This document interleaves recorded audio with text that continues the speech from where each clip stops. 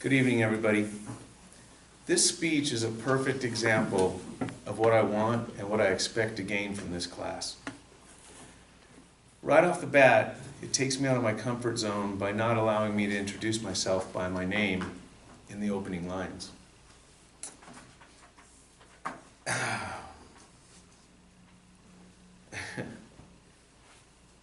It's tricky, but it's necessary because it reminds me that different speeches have different purposes.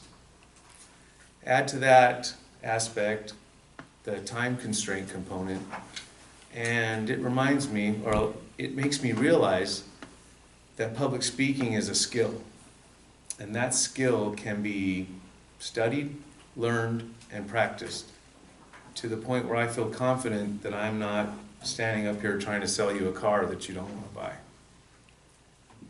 And with that, I'd like to introduce myself. Hello, my name is Robert J. Mansker. My major is Transportation and Logistics Management. I'll be transferring to the W.P. Carey School of Business through the Pathways program here at South Mountain. After being a truck driver for 17 years, I thought that seemed to be a natural progression in my career. A positive character trait I feel that I possess is patience. I'm an extremely patient person, and it has served me well over the years. At customer docks, in traffic, on the road, dealing with other drivers, and not to mention the ups and downs in my own personal life as well. Patience is a virtue, and I am blessed with it. Now, an interesting fact about myself, contrary to what some of the others have already said, is I am the oldest person in this room. As a matter of fact, I've been the oldest person and the oldest student in most of my classes so far. And at first I was apprehensive about that my age gap would create a barrier, or that reading, writing, and arithmetic have changed so much that I would be at a disadvantage. But it's been quite the opposite so far. My study skills are strong. My experience has given me a confidence that I didn't have right out of high school.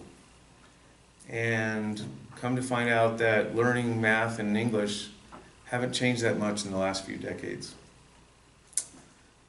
And college has given me a forum to share my experiences with a completely new generation. I had to say one. And one of my favorite quotes is from my late grandfather, and partially because it's very simplistic, but mostly because it was from my late grandfather. And I remember sitting around the kitchen one day, and he was talking about a long time ago that there was no MVD, and there were no driver's licenses issued when he was growing up. And he said something so profound to me. He said, "Son, always remember that you don't have to have a driver's license to drive a car. You just have to know how."